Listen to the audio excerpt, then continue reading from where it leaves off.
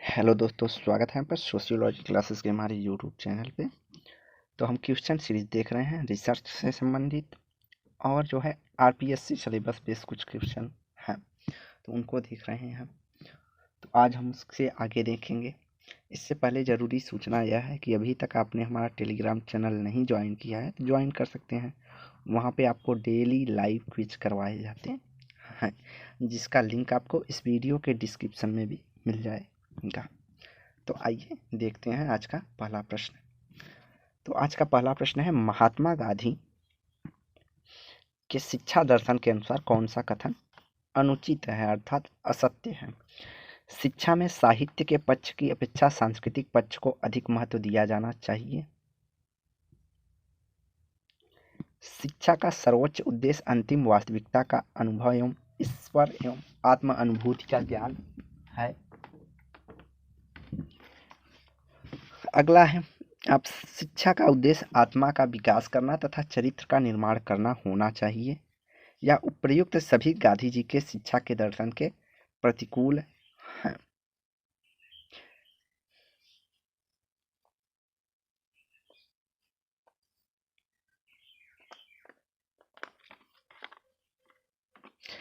तो यहाँ जो है उपर्युक्त जो जितने भी कथन हैं सभी जो है अनुचित न होकर उचित हैं।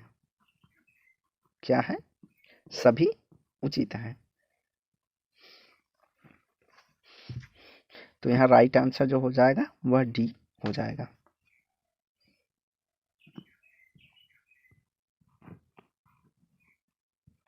अगला है, महात्मा गांधी किस शिक्षण पद्धति के समर्थक थे? कार्य द्वारा शिक्षण के समर्थन पे, संगीत द्वारा शिक्षण के समर्थन पे, श्रवण मनन और निंद्यासनी विधि के समर्थन के, या उपर्युक्त सभी विधियों के समर्थक थे? तो ऑल ऑफ दीज, मतलब स्किल के भी समर्थक थे, साहित्य के भी समर्थक थे, और श्रवण मनन निषिद्ध आदि सभी जो है विधियों के ये समर्थक थे। अगला है, वे शिक्षा के व्यापक अर्थों में देखते थे। उन्होंने एक आश्रम विद्यालय की स्थापना की। गुरु शिष्य परंपरा के प्रबल समर्थक थे। राष्ट्रीय शिक्षा प्रदान करना भी एक शिक्षा का एक उद्देश्य उन्होंने स्वीकार किया था। उन्होंने ब्रह्मचर्य एवं सत्संग और सदाचार को विशेष महत्व दिया। तो उनका क्या नाम है? महात्मा गांधी, रविंद्रनाथ टैगोर, श्री अरबिंदो या स्वामी दयानंद? तो यहाँ जो राइट आंसर होगा श्री अरबिंदो है। श्री अरबिंदो ने शिक्षा के संदर्भ में बृहद रूप से व्याख्या की है। उन्होंने आश्रम विद्यालय की स्थापना की और उन्होंने कहा जो गुरु शिष्य परंपरा है वह चलनी चाहिए।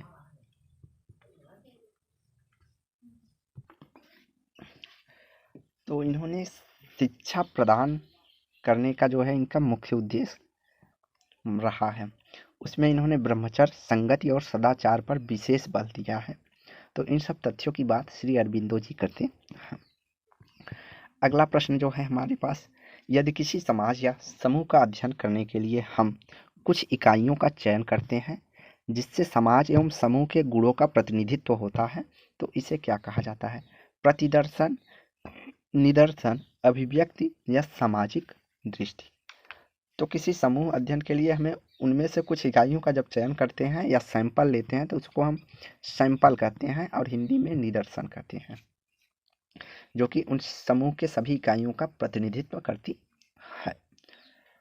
जैसे उदाहरण के तौर पे अगर हमें पूरे भगोने का चावल चेक करना है कि चुर पक गया है कि नहीं पक गया, तो हमको उनमें से कुछ चावलों को मीज के देखते हैं जो एक तरह का सिंपल साइज हो गया है। अगर वह मीजा जाता है या फूट जाता है अच्छे से तो यह पता चलता है कि वह पक गया है। तो पूरे भगोने की प्रतिनिधित्व करता है कि पूरे भगोने का चावल जो है पक चुका है।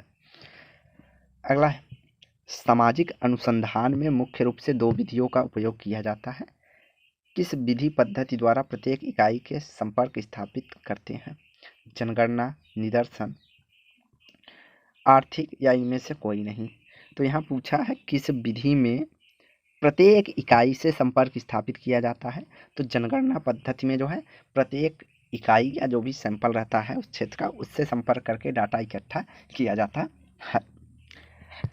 अगला है, किसने कहा है कि एक निदर्शन संपूर्ण समूह का न्यूनतम प्रतिनिधित्व या प्रतिनिधि है। एक निदर्शन संपूर्ण समूह का न्यूनतम प्रतिनिधि है। गुडेम हार्ट, फेयरचाइल्ड, फ्रैंक, बोगार्ट्स। तो जो राइट आंसर होगा वह गुडेहार्ट है। अगला किसका कथन है कि निदर्शन पूर्व निर्धारित योजना के अनुसार इकाइयों की एक निश्चित प्रतिशत का चुनाव करता है? सिम्पसन, पीवी यंग, बोगार्ट्स या शिनपाओपेंग। तो यहाँ राइट आंसर होगा बोगार्ट्स। बोगार्ट्स का मानना है कि निदर्शन पूर्व निर्धारित योजना के अनुसार इकाइयों के एक निश्चित प्रतिशत का चुनाव करना होता है। अर्थात हम 100 में से सैंपल साइज 10% लोगों के ले लिए, तो यह क्या है, निश्चित अनुपात में लेकर हम सैंपल साइज इकट्ठा करते हैं। अगला है किसका मत है कि सांख्यिकी निदर्शन संपूर्ण समूह का प्रतिनिर्धारक अंश है? शिनपाओपेंग, पीवी यंग या जोहोदा, गुडे एवं हार्ट। तो शिनपाओपेंग का कथन है कि जो सांख्यिकी निदर्शन है वह संपूर्ण समूह का जो है प्रतिनिर्धारक अंश होता है। अगला है सामाजिक अनुसंधान में निदर्शन पद्धति द्वारा विस्तृत क्षेत्र का अध्ययन सरल एवं सुविधाजनक ढंग से होता है। निम्न में से निदर्शन पद्धति की कौन सी विशेषताएं हैं? विस्तृत क्षेत्र अध्ययन, प्रतिनिधित्व इकाइयों का अध्ययन, निर्वाचित इकाइयों का बृहद अध्ययन या उपयुक्त सभी। तो हम सब इनमें सैंपल साइज के अलग अलग तरीके हैं। जैसे विस्तृत क्षेत्र का अध्ययन में हम जनगणना ले लिए, प्रतिनिधित्व इकाइयों में सैंपल साइज अर्थात निदर्शन ले लिए, और निर्वाचित इकाइयों का बृहद अध्ययन मतलब कुछ समूह में डिवाइड करके उनमें से कुछ का चुनाव करके अध्ययन करना। ये सब चीज़ें जो है सैंपल साइज हैं जो कि सुविधाजनक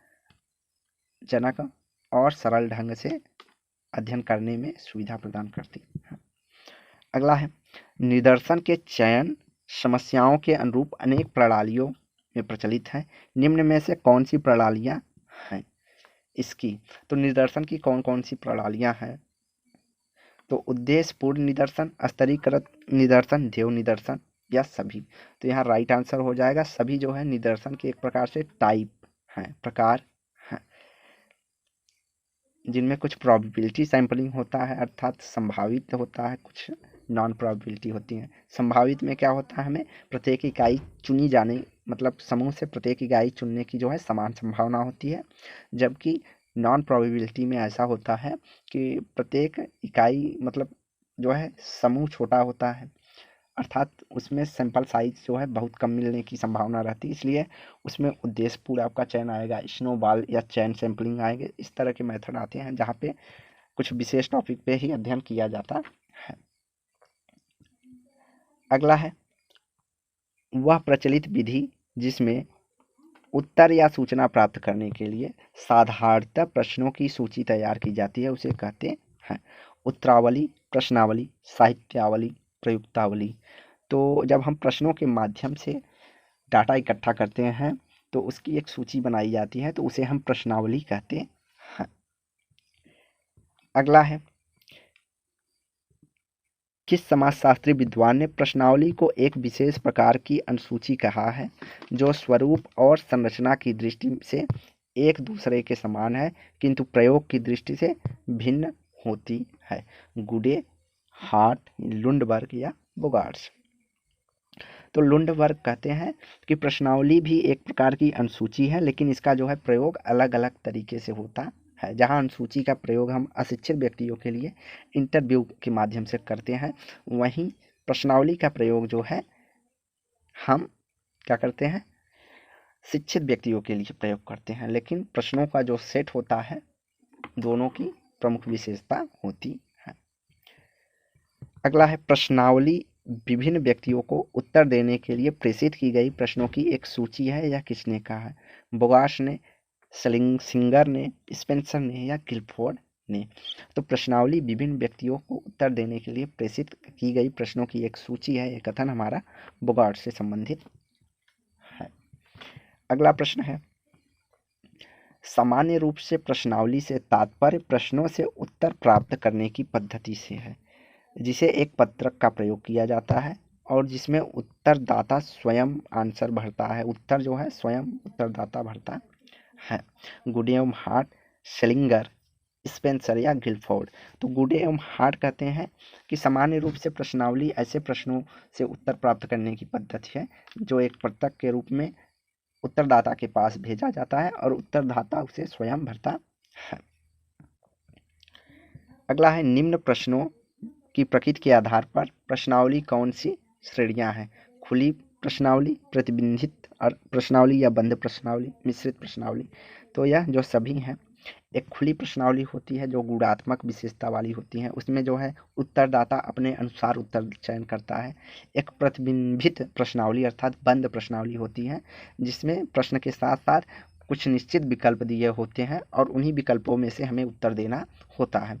और एक मिश्रित प्रश्नावली होती है जहाँ पे आपको विकल्प भी मिल जाता है और वहाँ पे खाली स्थान भी मिलता है। जैसे हम कहीं पे रेटिंग देते हैं तो हमें वहाँ पे कुछ गुड, वेरी गुड का भी वो मिल जाता है सिंपल, और अपना अनुभव साझा करने के लिए नीचे टाइप करने के लिए अपने शब्दों में उसकी विशेषता बनाने के लिए भी दिया रहता है। तो यह एक मिश्रित प्रश्नावली की तरह देखा जा सकता है। अगला है प्रश्नों की वह लिखित सूची जिसके माध्यम से अनुसंधानकर्ता क्षेत्र में जाकर संबंधित व्यक्तियों से मिलकर जानकारी एकत्रित करता है, इसे कहते हैं प्रश्नावली, प्रतिदर्श, अनुसूची या प्रतिबंध। तो इसे कहते हैं अनुसूचित। जब उत्तरदाता या अनुसंधानकर्ता, शोधकर्ता खुद जाकर व्यक्ति से मिलकर प्रश्न पूछकर और प्रश्नों की जो सूची है उसमें स्वयं से टिक मारता है या भरता है तो उसे हम अनुसूची कहते हैं। अगला है निम्न में से कौन सी अनुसूची की विशेषता है। प्रश्नों का उचित क्रम, सरल एवं स्पष्ट प्रश्न, क्रॉस प्रश्नों की व्यवस्था या सभी। तो यहाँ राइट आंसर हो जाएगा। वो अनुसंधानकर्ता के ऊपर डिपेंड करता है कि वह प्रश्न किस प्रकार बनाता है। उसमें प्रश्नों के उचित क्रम में व्यवस्थित करता है, सरल और स्पष्ट शब्दों या प्रश्नों का प्रयोग करता है ताकि जो सामने वाला उत्तरदाता है उसको प्रश्न समझ में आए। और कहीं कहीं पे क्रॉस प्रश्न अर्थात प्रश्न उत्तर प्रत्युत्तर के रूप में भी प्रश्न की व्यवस्था की गई होती है। अगला है अनुसूची उन तथ्यों को प्राप्त करने की औपचारिक प्रणाली का प्रतिनिधित्व करती है जो वैषयिक रूप में तथा सरलता से प्रत्यक्ष योग्य है। यह किसने लिखा है, बोगार्ट्स ने, गुडे एवं हार्ट ने, मैकाइवर ने या पीवी यंग ने। तो यहाँ राइट आंसर जो होगा वह बोगार्ट्स होगा कि अनुसूची उन तथ्यों को प्राप्त करने की औपचारिक प्रणाली है का प्रतिनिधित्व करती है जो वैषयिक रूप में तथा सरलता से प्रत्यक्ष योग्य होते हैं। अगला है प्रसिद्ध समाजशास्त्री पीवी यंग ने कितने प्रकार की अनुसूचियों का उल्लेख किया है, निम्न में से कौन है। अवलोकन अनुसूची, मूल्यांकन अनुसूची, प्रलेख अनुसूची या सभी। तो पीवी यंग ने इन सभी की चर्चा की है। उन्होंने अनुसूची को एक अवलोकन अनुसूची, एक मूल्यांकन अनुसूची और एक प्रलेखन अनुसूची के रूप में विभाजित किया है। अगला है किसने कहा है कि सांख्यिकी अनुमान तथा संभावित का विज्ञान है। बाउले, सेक्रेट, कार्नर या बोडिंगटन। तो सांख्यिकी अनुमान तथा संभावित का विज्ञान है, यह बोडिंगटन का कथन है। अगला है आज समाजशास्त्र में सांख्यिकी का प्रयोग दिन प्रतिदिन बढ़ता जा रहा है। इसकी समाजशास्त्रीय उपयोगिता निम्नलिखित में से किन तथ्यों द्वारा स्पष्ट की जा सकती है। संख्यात्मक स्वरूप, व्यक्तिगत ज्ञान, सहसंबंध या ये सभी। तो राइट आंसर होगा यह सभी हैं जो कि सांख्यिकी के प्रयोग दिन प्रतिदिन जो बढ़ रहा है उसकी उपयोगिता चर्चा करते हैं। आज व्यक्ति संख्यात्मक स्वरूपों के बारे में जानने के लिए सांख्यिकी अर्थात डाटा एनालिसिस का प्रयोग कर रहा है। व्यक्तिगत नॉलेज के बारे में भी और कोरिलेशन संबंध, किसी उत्पाद से प्रोडक्ट की बिक्री आदि के संबंधों की चर्चा भी सांख्यिकी के माध्यम से ही पता किया जा रहा है। यद्यपि सामाजिक विज्ञानों में सांख्यिकी का प्रयोग बढ़ रहा है फिर भी इसमें कुछ सीमाएं हैं। निम्नलिखित में से इसकी कौन सी सीमाएं हैं?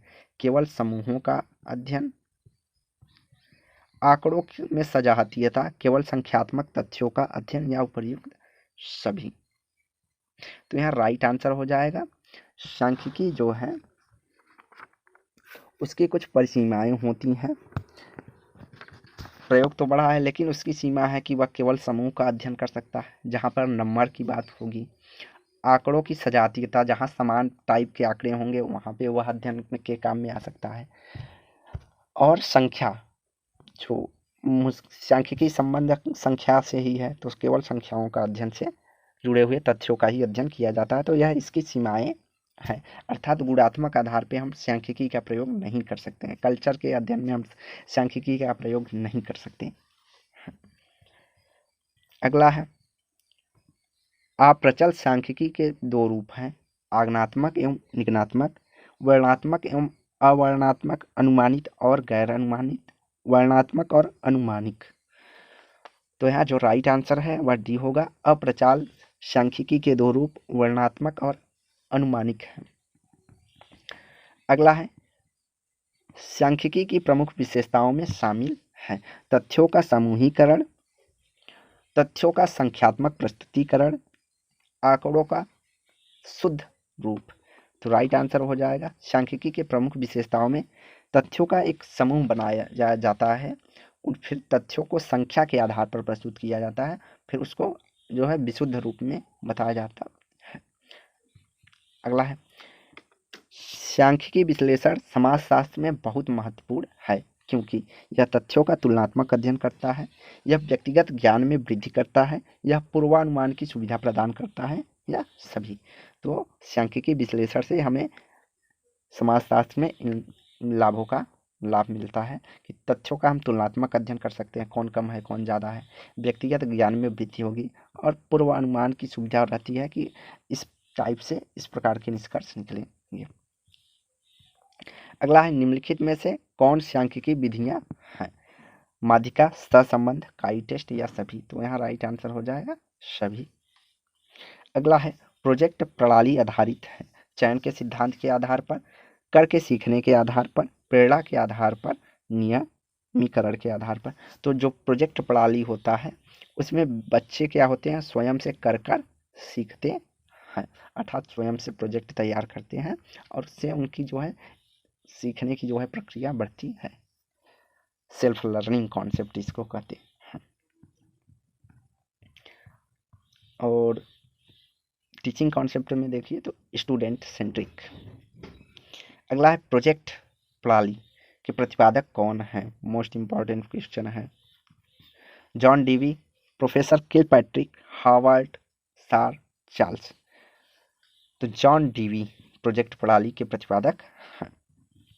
अगला है शिक्षा के क्षेत्र में ली जाने वाली परीक्षा को हम यह जान सकते हैं कि विद्यार्थी कितना बुद्धिमान है, अध्यापक द्वारा कार्य विद्यार्थी किस प्रकार प्रस्तुत करता है, विद्यार्थी पूरे वर्ष में किए गए कार्य कितना भाग याद कर सकता है, या विद्यार्थी के शैक्षिक विकास सही दिशा में हो रहा है या नहीं। तो जब भी हम टेस्ट लेंगे या परीक्षा लेंगे तो हमें ये पता चल रहा है कि विद्यार्थी का जो शैक्षिक विकास हो रहा है वह बढ़ रहा है कि नहीं। उससे पता चलेगा कि विद्यार्थी का नॉलेज जो है इनहेंस हो रहा है कि नहीं। अगला है डाल्टन पद्धति के जन्मदाता कौन है? कू डाल्टन, कू Helen park हस्ट, doctor Montessori, professor Kilpatrick. तो डाल्टन पद्धति के जो जन्मदाता हैं वह कुमारी हेलेन पार्क हस्ट हैं, जिन्होंने डाल्टन पद्धति की चर्चा की है। अगला है किसी कक्षा की परीक्षा के लिए सर्वोत्तम विधि क्या हो सकती है? व्याख्यात्मक प्रश्न विधि, वस्तुनिष्ठ प्रश्न विधि, मौखिक प्रश्न विधि, या वस्तुनिष्ठ और व्याख्यात्मक दोनों का मिश्रित रूप। तो यहाँ राइट आंसर जो हो जाएगा कि व्याख्यात्मक प्रश्न और वस्तुनिष्ठ प्रश्नों के मौखिक रूप का प्रयोग या मिश्रित रूप का प्रयोग जो है सर्वोत्तम विधि कहलाती है। अगला है समय समय पर ली जाने वाली परीक्षाओं के विषय में कौन सा कथन अनुचित होगा? परीक्षा में बालकों में परिश्रम से कार्य करने की भावना का विकास होता है, विद्यार्थी की योग्यता व वास्तविक ज्ञान का मूल्यांकन परीक्षा से संभव है, विद्यार्थी परीक्षा में लिखने की कला सीख जाता है। विद्यार्थी परीक्षा से अपने विचारों को क्रमबद्ध ढंग से व्यक्त करना सीख जाता है। तो यहाँ पे जो टेस्ट लिया जाता है समय समय पर, उससे क्या लाभ होगा और उसमें कौन सा गलत दिया है। तो विद्यार्थी परीक्षा लिखने की कला जो सीख जाता है, यह ज़्यादा अप्रोप्रिएट नहीं है, अर्थात असत्य माना जा सकता है। यह कम लाभ पहुंचाएगा। इससे तो लिखने की कला तो पहले से ही सीखा रहता है बच्चा, क्योंकि तभी टेस्ट दे रहा है, उसकी भी इन्हेंस बढ़ता है। लेकिन जो उसके विचार हैं उसको जो क्रमबद्ध ढंग से प्रस्तुत करना सीख जाता है। योग्यता और वास्तविक ज्ञान का उसका मूल्यांकन हो जाता है कि उसको कितना नॉलेज है, कितना आ रहा है। और बालकों में बार बार परिश्रम करने की भावना जागृत होती है। तो यह तीनों जो है बार बार जो जब टेस्ट लिया जाता है तो उससे उसका लेवल जो है बढ़ता है। अगला है, संपूर्ण पाठ्यक्रम में सभी पक्षों के मूल्यांकन के लिए एक निश्चित समय में छात्रों की परीक्षा लेनी है, और ऐसे में छात्रों से किस प्रकार के प्रश्न पूछना अधिक उचित होगा। निबंधात्मक प्रश्न, व्याख्यात्मक प्रश्न, आलोचनात्मक प्रश्न या वस्तुनिष्ठ प्रश्न। तो यहाँ राइट आंसर हो जाएगा डी। जब संपूर्ण पाठ्यक्रम के सभी पक्षों के मूल्यांकन के लिए और एक निश्चित समय में, अर्थात मान लीजिए जैसे एग्जाम में हम लोगों को 3 घंटे मिलता है, तो निश्चित समय होता है, तो वहाँ पे हमें वस्तुनिष्ठ प्रश्न जो है सर्वाधिक उपयोगी होते हैं। तो ज़्यादातर जो भी परीक्षाएं होती हैं वह वस्तुनिष्ठ ही होती। अगला है, वस्तुनिष्ठ परीक्षा प्रणाली के विषय में कौन सा कथन असंगत अर्थात असत्य है। तो यहाँ देखिए, प्रश्न को बहुत सही से पढ़ना बहुत ज़रूरी है। कभी कभी हम सत्य असत्य या नहीं, इन सब में जो है कंफ्यूजन हो जाता है और प्रश्न गलत हो जाता है। तो ऑप्शन है, इस प्रणाली द्वारा कम समय में अधिक प्रश्न पूछे जा सकते हैं, सही है। इस प्रणाली द्वारा मूल्यांकन बिल्कुल सही होता है, यह भी कहा जा सकता है। इस प्रणाली में उत्तर हाँ या ना अथवा निशान लगाकर दिए जाते हैं, अतः विद्यार्थी की तार्किक शक्ति का विकास अधिक संभव है। तो जब हम तार्किक विकास की बात करेंगे तो वहाँ पर यह चीज़ जो है गलत हो जाती है। और उसके बाद, इस परीक्षा प्रणाली में प्रश्नों का आकार छोटा है, अतः विद्यार्थी उसे शीघ्र समझ लेता है, यह सही है। तो वस्तुनिष्ठ प्रश्न में तार्किकता नहीं बढ़ती है। तार्किकता बढ़ाने के लिए जैसे यूपीएससी लिखित एग्जाम कराता है, तो वह रेशनैलिटी चेक करता है कि आप किस सब्जेक्ट पे कितना नॉलेज रखते हैं, किस प्रकार उस सब्जेक्ट के बारे में सोचते हैं किसी संदर्भ में। तो उसके लिए जो है लिखित एग्जाम होता है, अर्थात व्याख्यात्मक प्रश्न पूछे जाते हैं। तो यहाँ हमारा असंगत पूछा है, तो राइट आंसर हमारा सी हो जाएगा। अगला है, गणित शिक्षण में सबसे अधिक उपयोगी शिक्षण पद्धति कौन सी हो सकती है। निगमन पद्धति, आगमन पद्धति, विश्लेषणात्मक पद्धति या संश्लेषणात्मक पद्धति। तो यहाँ पे पूछा है कौन सी शिक्षण जो है सबसे अधिक उपयोगी हो सकती है। तो यहाँ पे जो है ऑप्शन गलत दिया है। यहाँ पे जो है गणित में हम सर्वाधिक निगमन पद्धति का जो है प्रयोग करते हैं। तो राइट आंसर हमारा ए हो जाएगा। अगला है, कौन सी पद्धति विज्ञान शिक्षण के लिए अधिक उपयोगी नहीं है। विज्ञान शिक्षण के लिए उपयोगी नहीं है। समस्या पद्धति, ह्यूरिस्टिक पद्धति, प्रयोगशाला पद्धति या प्रश्नोत्तर पद्धति। तो यहाँ राइट आंसर हमारा डी हो जाएगा।